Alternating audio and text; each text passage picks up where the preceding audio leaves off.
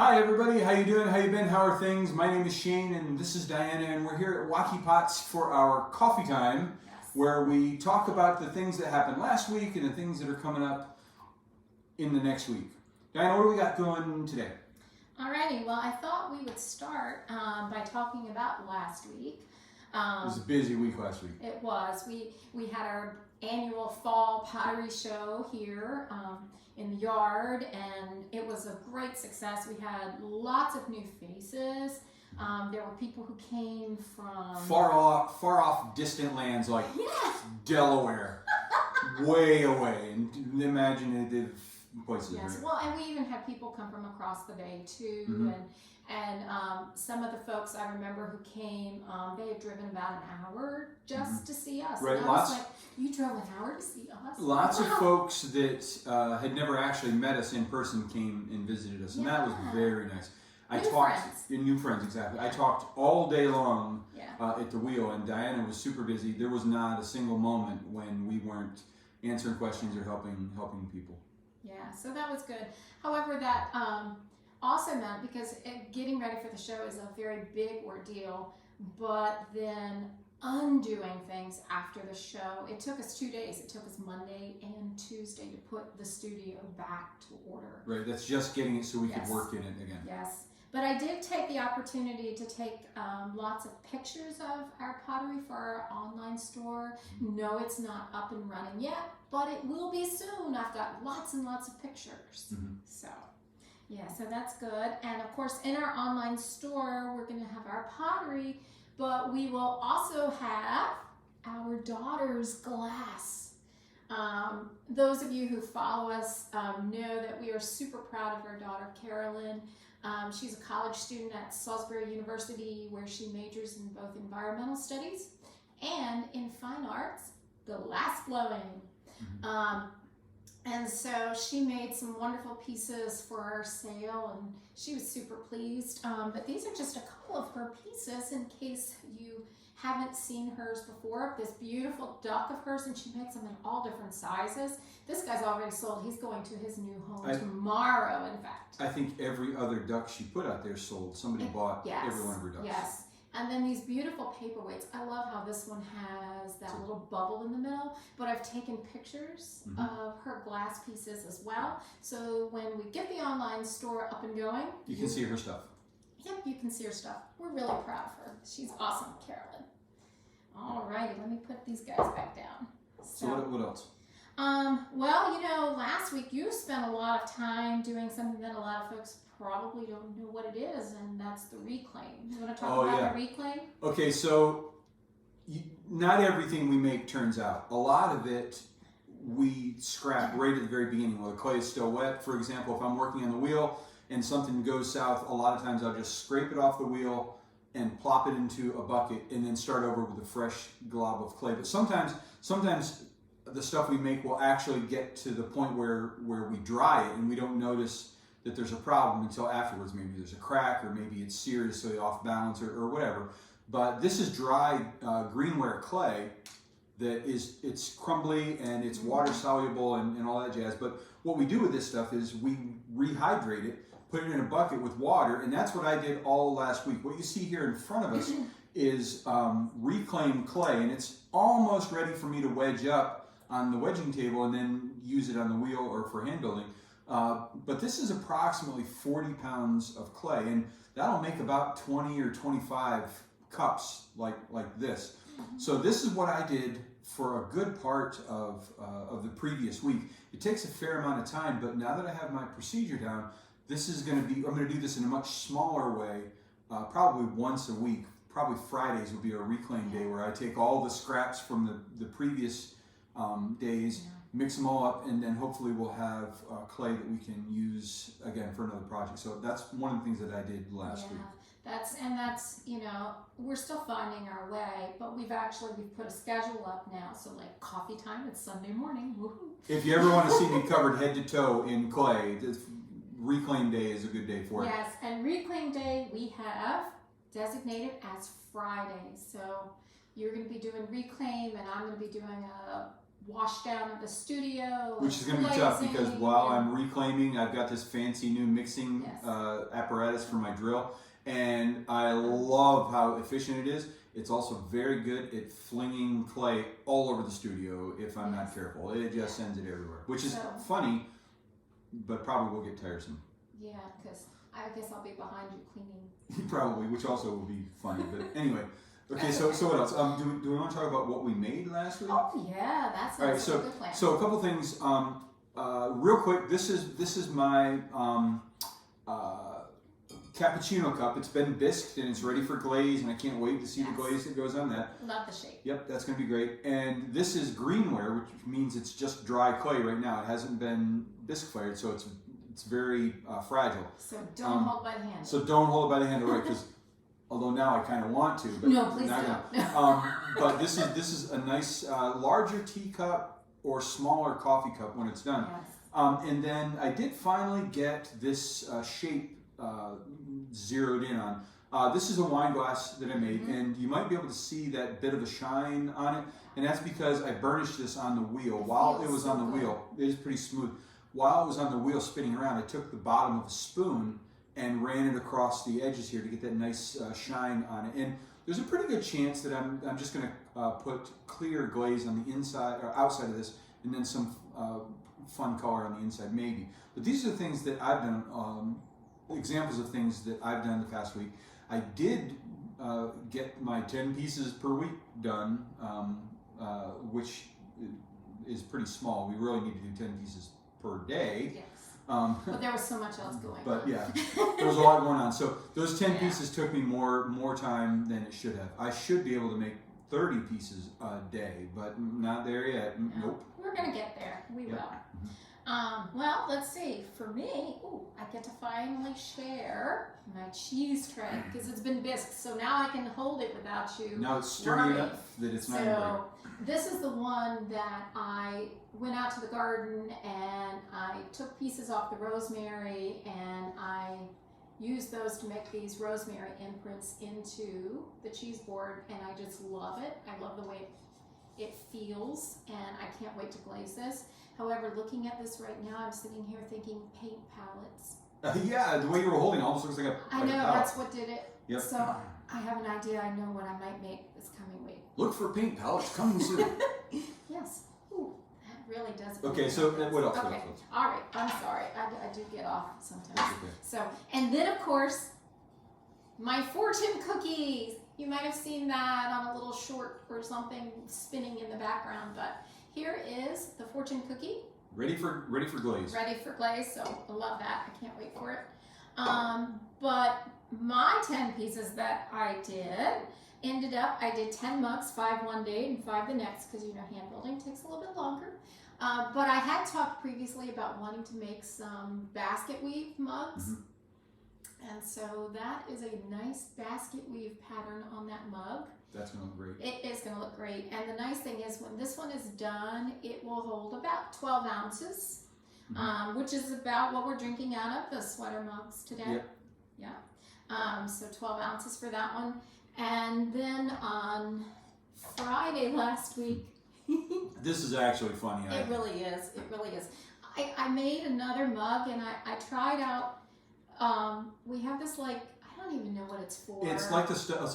It's like drawer liner stuff. So to keep things from rolling around.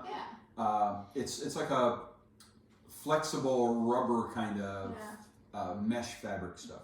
But I looked at it and I kept thinking, I think that would make a nice texture in the clay. So I rolled it into the clay so you can see it is textured. And then we were standing there looking at it because I had made 5 mugs and I'm like, it kind of looks like thermal underwear. Looks like Long Johns. Looks like Long Johns. So I couldn't help myself. So here is the flap of the Long John. And then if you turn it around. There's the back flap with buttons. With buttons, the little butt flap. But I did look it up, and it was kind of funny how they've been around since 1850. They were patented or something, the original ones in 1850s. People have been wearing these union suits Yes. for a very long time. It was really fun. So that'll probably get glazed, one or two of them at least, with the nice red under long john color of glaze. I think it's going to be cute. You gotta have fun. Yep. Yeah, you do. Yep. So, but that's pretty much what I did for my making of things. But we decided we wanted to add a little section to our morning coffee time, you know, because we know folks have questions sometimes about our pottery. And in fact, one of the ladies who visited us at the show last time, she asked you a question while you were throwing on the wheel, and we really couldn't give her a definitive answer. We just were like, I'm not sure. It takes a long time. And you come up with answers, you know, spur of the moment that give generalizations, but the question she asked was one that we didn't have a very specific answer for, but we should have. Yes. But so we did our own figuring and calculations. Diana, what was the question? Yes. So she asked, how long does it take you to make a mug? Seems like it'd be a simple question to answer, doesn't it? Like we Right. should know. I mean, we've only made hundreds of mugs. So I went through the whole process, and I have timed out everything because, you know, I love my math. But going from this lump of clay, and I did it for hand building since I'm predominantly a hand builder. So Going from that to what? going from this To all the way to this, which Finish. was a hand-built cup. mug that we can drink out of. Yes. Time to build takes me 45 minutes to build it, 10 minutes to trim it, 1 week for it to dry, 15 hours to bisque in the kiln, another full day for it to cool in the kiln, 15 to 20 minutes to glaze it. And when I say glaze it, I mean just a simple one glaze. If I'm painting flowers or leaves or anything like that, it could be an hour, you know. And then another day for it to dry completely because the glaze has water in it. So we have to get the water out again before it can go back in the kiln. 20 hours for it to go in a glaze fire in the kiln. Another day to cool before we can crack that kiln open. And that's a tough day right there. That's the day that's the hardest one for So us to get through. here it is, everybody, definitively. From this to this. Drum roll. 276 hours. Oh my God, 276 hours. Yes. So from this to That's a lot of hours. Now, we're not working on it that entire time, no. so we can do other things, Yes. but it is not a quick process. But you know, it really makes you appreciate, you know, pottery and the amount of time that it really does take. 276 hours. Okay. That's amazing. That's a lot. So, all right, we need to go ahead and talk about our week ahead. Yeah, busy week coming up this week. Yes. Yeah. So we've put our schedule up. We're excited about that. You know, every week we tweak things and see what works for us. And it's a constant adjustment process. yes. So we've got the 4 days of pottery making, and then we've got the Fridays with the reclaim and the pottery Clean up. and some glazing. And I'll probably try to do a little bit of glazing each day because we do need to get a lot of things glazed because we've got the 4-H mugs that need to be glazed. We have some bisqueware ourselves that's ready for glaze. But then we're going to be making a lot of mugs. I plan on doing 5 mugs per day of my hand building. So, because that'll eat up about 5 hours of the day. And then some more cheese boards. You're going to be making lots more wine cups. Right. I've been doing a lot of things with handles. I need to make some more cups without handles, more like this. So I'm going to be going for match sets, like sets of 4. That kind of thing. And then more plates. Hoping to get some sets of plates around. You know, they're always. You had nice mentioned spending a little bit of time on the wheel also, so we might have both wheels set up side by side. Maybe you would like to do some things with your brown clay, and while I'm working with white clay on my wheel. That way we can do something we've never done before, which is work on the wheel with 2 different colors of clay at the same time. Normally that's not a thing we can do Yes. because of the contamination of the clays. Yeah. One of the other things that we want to do this week is I'd like to actually do a little episode showing people how they can make their own Christmas ornaments at home. Not necessarily using our type of clay, but just using maybe air dry clay or the clay that you mix up with the flour and stuff, you know, because, you know, right on down to if people are using polymer clays, Right. you know. There's lots of options. But just using basic cookie cutters, it's a great family activity to do. So maybe I'll even get Christopher out here to help me make some things and stuff, because, you know, it is Christmas time and it's time to do things, you know, with our families and things that make memories, and those are the things that we treasure and cherish later in life. Yep, So for sure. yeah, so and then hopefully we will be uploading to our store. Okay, so a couple weeks ago, a couple months ago, I set up our online store, so it's all ready to go, but we haven't stocked it with any inventory yet. So look for a link and look for updates and look for a lot of our pottery being offered in our online store. We haven't zeroed in on exact methods of shipping yet.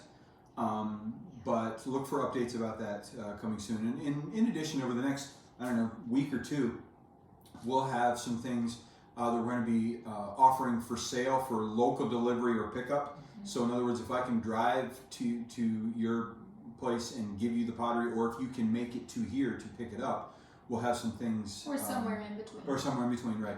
We'll have some things available for you to purchase. That'll be fun. Yeah, so. Yes. But I think that's pretty much for what's coming up this week. For a Sunday, we've actually got some things planned for today too. Today's going to be a busy day, isn't it? Yes, I've got to take Christopher up to Salisbury to the university. He has piano lessons today, and then while I'm gone, I will be coming home, and when I get home, the house will smell wonderful because you are making meatloaf. I'm going to make meatloaf. I'm going to be making meatloaf like a bat out of hell. He makes a really good meatloaf. And then, of course, after dinner, we have to decorate our Christmas tree. Right, the tree's up, but we haven't put the decorations on it yet because our one cat still thinks that it's okay to climb all the way to the top. And I don't know if we should use barbed wire for tinsel this year. That might stop that. No. Okay, maybe electric fence. Oh man, No. that would be fun. No. No, you're right. That would not be fun. No, and also, this is his cat. So she's spoiled rotten. Well, she's special. Okay. What else? Yes. I think that is it. And the coffee is It's just about finished with the coffee. All right, guys. If we don't see you again before the holidays, please have a very safe and happy Christmas. And also, toodaloo, TTFN, ta-ta for now. Take care, see you later, and have a great day no matter where you're at. Bye, everyone. Bye, guys.